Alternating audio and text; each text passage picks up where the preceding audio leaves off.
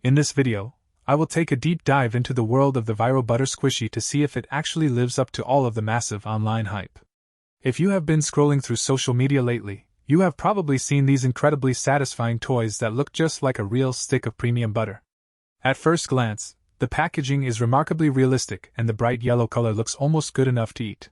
When I first took it out of its wrapper, I noticed the texture is surprisingly smooth and has a unique matte finish that feels very soft against the skin. Unlike a classic foam squishy that bounces back instantly, this butter version has a much slower rise and a denser consistency that feels more like a heavy dough.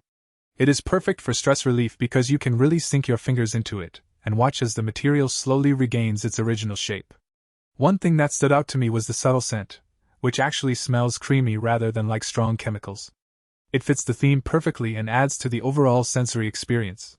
Whether you are a dedicated collector or just looking for a new fidget toy to keep on your desk, this butter squishy is a fantastic choice that offers a very distinct sensation compared to other squishies.